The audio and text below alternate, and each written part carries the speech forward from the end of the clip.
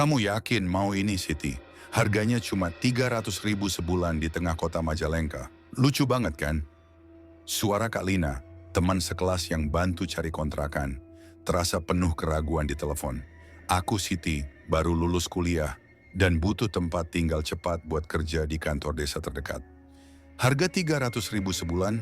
Itu luar biasa murah. Padahal lokasinya tidak terlalu tersembunyi, cuma di gang dalam yang agak sunyi. Hari itu sore, aku dan Kak Lina mampir ke kontrakan itu. Rumahnya satu lantai, warna cat kuning tua yang sudah pudar, atap genteng yang beberapa sudah retak. Pintu depan terbuat dari kayu tua, tanpa gembok, hanya kunci biasa yang tergantung di pintu. "Pak, ini kontrakan yang diiklanin ya?" tanya Kak Lina ke pemilik. Pak Harun, pria berusia sekitar 50 tahun, yang matanya terlihat gelap dan seolah-olah selalu menyembunyikan sesuatu. "Ya, Non, harganya sesuai iklan. Mau lihat dalam?" Pak Harun membuka pintu dengan gerakan lambat. Bau keringat basi dan bau kayu busuk menyemprot keluar. Dalam rumah cuma ada satu kamar tidur, kamar mandi kecil, dan ruang tamu yang kosong. Cahaya matahari sulit masuk karena jendela-jendela ditutup kain hitam tebal. "Ada apa dengan jendela ini, Pak?" tanyaku. "Ah, biar tidak terlalu panas, Non. Kalau mau buka juga bisa kok." Pak Harun tersenyum dengan wajah yang mengerikan. Aku terpaku melihat tembok kamar tidur. Ada bekas goresan yang seperti tulisan, tapi tidak jelas apa artinya. Kak Lina menarik lenganku diam-diam. "Siti, ayo keluar dulu ya. Ini tempatnya tidak enak rasanya. Tapi aku butuh uang buat biaya lain." "Pak, aku mau sewa. Bisa mulai besok?" Pak Harun matanya menyala. "Bisa, Non. Tapi ada satu syarat. Jangan buka kamar di pojok rumah setelah jam 12 malam. Jangan pernah." Besok pagi aku pindah ke kontrakan, itu sendirian. Kak Lina tidak mau bantu karena masih khawatir. Aku buka jendela-jendela, melepas kain hitamnya. Cahaya matahari masuk, membuat rumah sedikit lebih segar. Tapi bekas goresan di tembok kamar tidur tetap membuatku merasa tidak nyaman. Malam hari aku pulang kerja jam 10 malam. Setelah mandi, aku duduk di ruang tamu baca buku. Jam 11.59 malam, aku tiba-tiba mendengar suara ketukan lembut dari kamar pojok yang dilarang Pak Harun buka. Suaranya semakin keras. Aku berdiri, kakiku gemetar. Pikiranku berkata, jangan buka, tapi rasa penasaran semakin besar. Aku berjalan ke arah kamar itu, tanganku meraih pegangan pintu yang kayu tua. Saat jam menunjuk 12 malam tepat, aku membuka pintu. Kamar itu gelap total. Aku nyalakan senter HP. Dan apa yang ku kelihatkan membuatku teriak sekeras mungkin. Di dalam kamar itu, ada minimal 5 buah kain kafan putih yang digulung rapat, seperti bentuk pocong. Mereka diletakkan di sudut kamar, diselimuti debu tebal. Di tembok kamar itu, ada tulisan dengan tinta hitam yang jelas. "Kamu telah masuk, jangan mau keluar lagi." Aku cepat menutup pintu dan berlari ke kamar tidur, memasukkan kunci. Hatiku berdebar-debar kencang. Malam itu, aku tidak bisa tidur sama sekali. Setiap beberapa menit, aku mendengar suara gesekan kain dari kamar pojok, dan kadang-kadang suara teriakan lembut yang tidak jelas. Hari kedua, aku memberitahu Kak Lina apa yang kudengar dan lihat. Dia panik. "Siti, cepat pindah. Itu tempatnya tidak aman." Aku pernah dengar cerita, rumah itu dulunya tempat menyembunyikan jenazah yang tidak diimami. Jadi mereka jadi pocong yang tidak bisa beristirahat. Aku ingin pindah, tapi uang sewa sudah kubayar bulanan. Aku pikir, mungkin kalau aku tidak buka kamar itu lagi, semuanya akan baik-baik saja. Tapi itu salah. Malam itu aku tidur dengan mimpi buruk. Aku melihat banyak pocong yang berjalan keliling kamar tidurku. Mata mereka kosong dan mengarah ke arahku. Satu pocong yang terbesarnya mendekat, mulutnya terbuka lebar dan berkata, "Kamu telah ganggu tempat istirahat kami. Kamu harus menggantikan mereka." Aku terbangkit dari tidur, keringat membasahi baju tidur.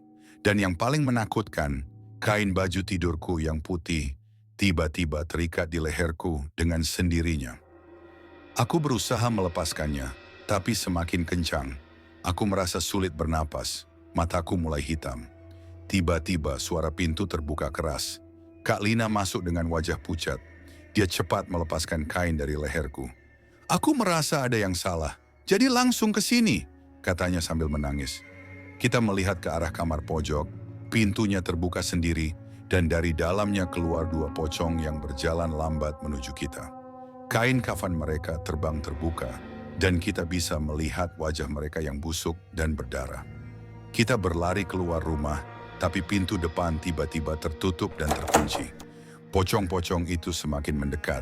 Satu dari mereka menggenggam lengan Kak Lina, membuat dia teriak nyaring. Aku mengambil tongkat kayu dari sudut ruang tamu dan memukul pocong itu, tapi tongkat itu hancur seperti kertas.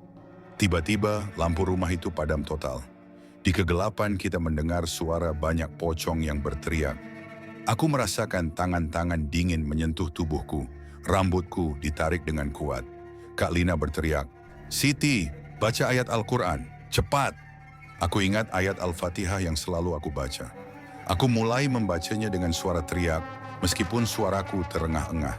Saat aku selesai membaca, ada cahaya terang yang muncul dari dalam tubuhku, dan pocong-pocong itu mundur dengan teriak kesakitan. Pintu depan terbuka sendiri. Kita berlari keluar secepat mungkin, tidak pernah melihat ke belakang. Kita berjalan ke rumah Kak Lina yang berjarak 1 kilometer, sampai keringat bercucuran dan kaki kita pegal. Keesokan paginya, aku dan Kak Lina pergi ke rumah Pak Harun untuk meminta pengembalian uang sewa. Tapi rumah Pak Harun sudah kosong. Tidak ada orang, hanya barang-barang yang ditinggalkan. Kita tanya tetangga sekitar.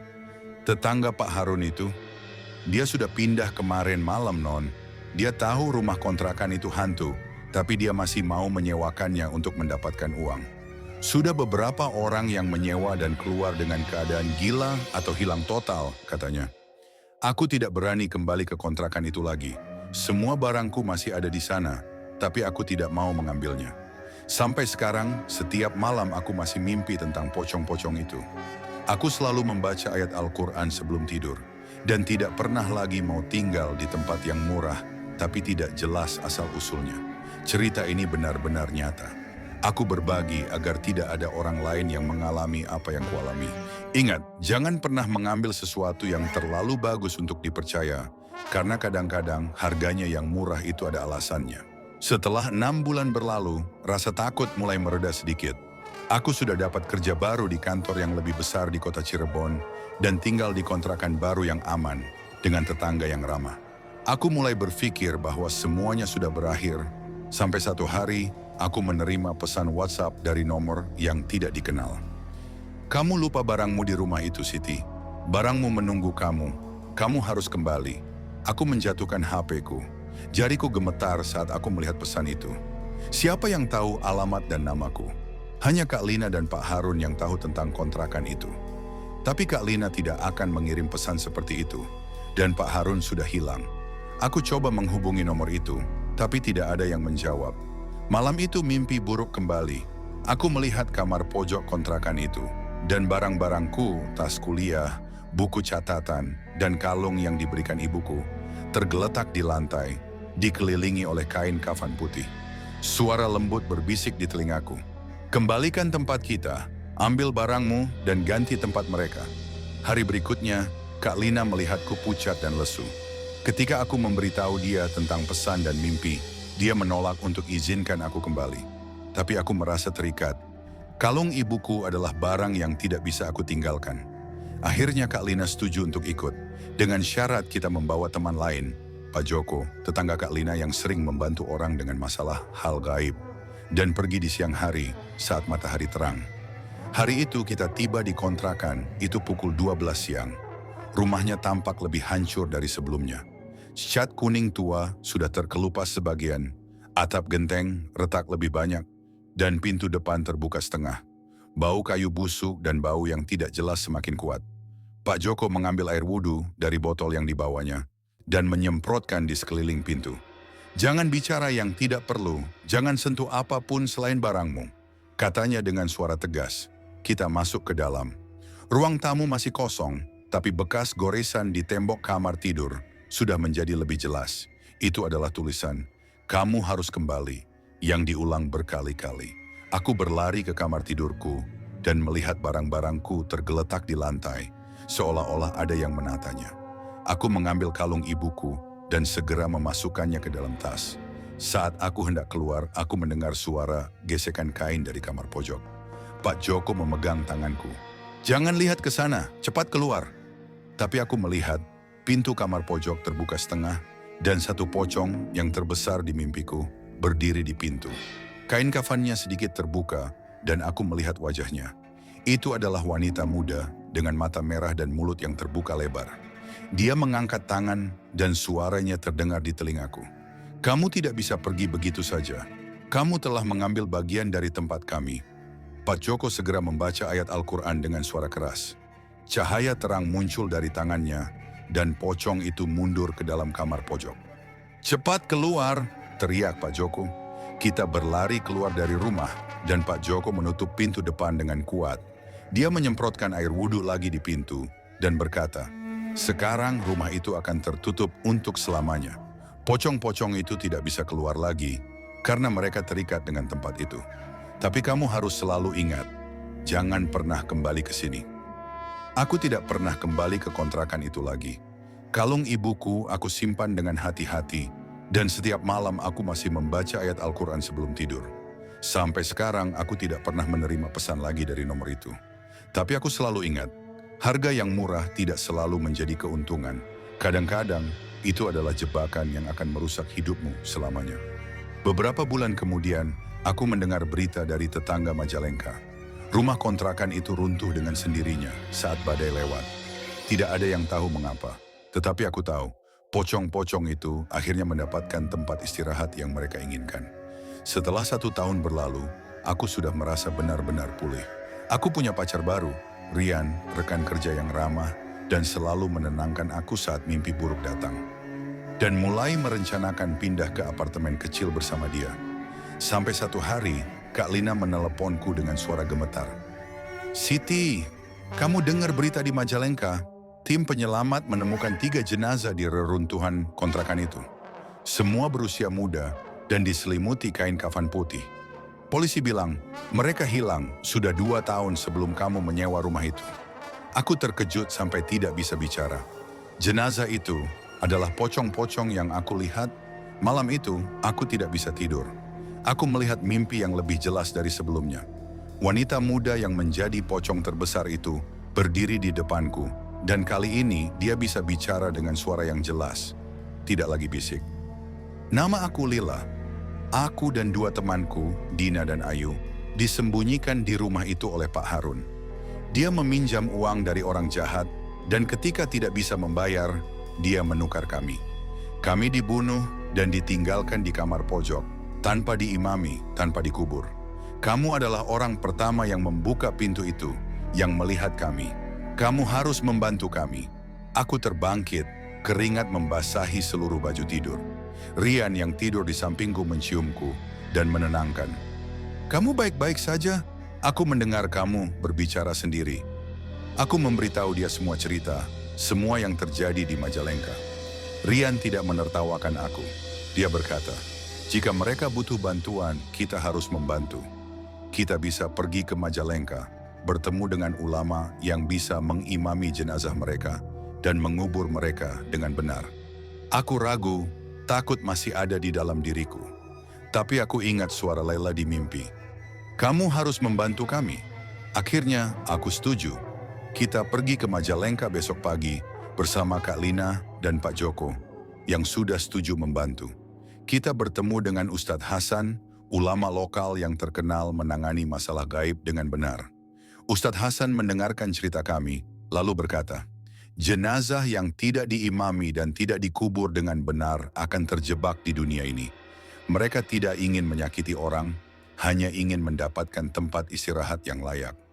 Kita harus pergi ke reruntuhan rumah itu, mengimami jenazah mereka, dan mengubur mereka di kuburan muslim terdekat." Kita tiba di reruntuhan pukul 3 sore, saat matahari masih terang, agar gaib tidak terlalu kuat. Reruntuhan rumah itu tampak lebih hancur.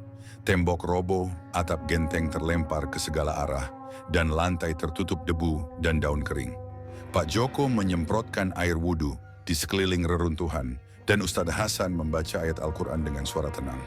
Kita masuk ke dalam dan menemukan tempat kamar pojok, sekarang hanya tembok setinggi pinggang. Di sana ada 3 tulang belulang kecil diselimuti sisa kain kafan putih. Aku merasakan sesuatu di dada, perasaan lega tapi juga sedih. Aku mendengar suara lembut di telingaku. "Terima kasih," suara Lila. Ustadz Hasan mengimami jenazah mereka dengan benar sambil berkata, "Kalian sekarang bebas. Pergi ke tempat yang Allah sediakan untukmu." Kita mengambil sisa kain kafan dan tulang belulang dan membawanya ke kuburan Muslim terdekat. Kita mengubur mereka di lokasi yang tenang, di bawah pohon beringin. Ustadz Hasan membaca doa dan aku menaruh bunga mawar putih di atas kuburan. Malam itu kita menginap di hotel di Majalengka. Aku tidur dengan nyenyak, tanpa mimpi buruk, tanpa suara pocong, tanpa rasa takut. Saat aku terbangkit, aku melihat bayangan lembut di jendela. 3 wanita muda, Lila, Dina, Ayu, berdiri di sana, tersenyum. Mereka mengangguk ke arahku, lalu menghilang. Keesokan pagi kita pulang ke Cirebon. Dari hari itu, 1, aku tidak pernah lagi mimpi tentang pocong-pocong itu. 2, aku selalu mengunjungi kuburan mereka setiap bulan untuk menaruh bunga dan membaca doa. 3, aku belajar bahwa takut tidak selamanya harus dihindari. Kadang-kadang takut itu jalan untuk membantu orang lain yang butuh. Setelah setahun aku dan Rian menikah. Di hari pernikahan aku merasa ada sesuatu yang hangat di dada. Seolah-olah Lila dan temannya ada di sana, menontonku bahagia. Setelah pernikahan, aku dan Rian mengunjungi kuburan Lila, Dina dan Ayu setiap bulan. Selalu membawa bunga mawar putih yang aku lihat di mimpi Lila suka dan membaca ayat Al-Quran pendek. Sampai satu hari, saat aku duduk di depan kuburan, aku mendengar suara yang jelas, tidak lagi bisik, di telingaku. "Kamu telah membantu kami, sekarang izinkan kami membantu kamu." Aku menoleh. Tidak ada orang di sekitar, tapi aku merasakan angin lembut yang menyentuh rambutku. Saat aku pulang ke Cirebon, aku mendapatkan kabar bahwa kantor tempat aku kerja akan memberikan promosi menjadi supervisor, sesuatu yang aku impikan selama setahun. Rian berkata, itu keberuntungan, tapi aku tahu, itu adalah balasan dari Lila dan temannya. 3 bulan kemudian, aku membersihkan kotak barang lama yang aku simpan di gudang apartemen dan menemukan buku catatan tua. Yang aku lupa aku tinggalkan di kontrakan Majalengka. Aku mengambilnya saat kembali mengambil kalung ibu. Buku itu milik Lila. Hari 15 Juli, Pak Harun berkata dia akan membantu aku dan temanku mendapatkan tempat tinggal. Kami tidak punya uang, jadi kami setuju. Tapi hari ini dia mengunci kami di kamar pojok. Dia berkata kami harus menunggu tamu. Hari 20 Juli, tamu itu datang. Mereka jahat. Kami menangis tapi tidak ada yang mendengar. Hari 25 Juli, saya merasa lelah. Saya ingin pulang ke ibu. Saya harap ada orang yang menemukan kami. Aku menangis saat membaca catatan itu. Aku tahu sekarang, Lila dan temannya bukanlah hantu yang ingin menyakiti. Hanya anak-anak muda yang tertipu dan dibuang. Aku menunjukkan buku itu ke Ustadz Hasan yang berkata, buku ini adalah bukti bahwa mereka adalah korban. Kita harus memberitahu polisi agar Pak Harun mendapatkan hukuman yang pantas. Kita bekerja sama dengan polisi Majalengka untuk mencari Pak Harun. Berkat catatan Lila yang memiliki alamat tempat Pak Harun pernah tinggal, polisi menemukan dia di kota Subang. Dia bekerja sebagai tukang bangunan dengan nama samaran. Ketika ditanya tentang rumah kontrakan Majalengka, dia mengakui semua kejahatannya. Aku meminjam uang dari orang yang berniat jahat. Mereka meminta aku memberikan orang sebagai pembayaran. Aku tidak punya pilihan. Aku menyembunyikan mereka di kamar pojok dan meninggalkan mereka mati. Pak Harun diadili dan dihukum penjara seumur hidup. Hari itu aku kembali ke kuburan Lila dan temannya dan membaca catatan terakhir Lila dengan suara lembut. Sekarang kamu bisa istirahat dengan tenang. Tidak ada yang akan menyakiti kamu lagi. Setelah itu, aku mulai merasakan kehadiran Lila dan temannya dengan lebih jelas. Kadang-kadang, aroma bunga mawar muncul di apartemen meskipun tidak ada bunga di sana. Saat aku sedih karena rindu ibu yang sudah meninggal, aku merasakan tangan lembut menyentuh bahuku. Saat Rian dan aku mengumumkan bahwa aku hamil, aku melihat bayangan 3 wanita muda berdiri di jendela, tersenyum dan mengangguk. Ketika anakku, seorang gadis yang kami beri nama Lila, Lahir dua aku merasa bahwa Lila dan temannya telah memberikan hadiah terbesar padaku. Anak yang sehat dan bahagia. Setelah 5 tahun, aku membawa anakku Lila ke kuburan Majalengka. Aku memberitahu dia cerita tentang Lila, Dina, dan Ayu, tentang bagaimana mereka adalah korban, tapi akhirnya mendapatkan kebebasan. Anakku Lila menaruh bunga mawar putih di atas kuburan dan berkata, "Mama, mereka terlihat bahagia." Aku menunduk dan merasakan angin lembut menyentuh wajahku. Aku tahu, Lila dan temannya sudah mendapatkan tempat istirahat yang layak. Dan aku yang pernah takut mati dengan pocong, sekarang memiliki hidup yang bahagia berkat keberanian untuk membantu mereka.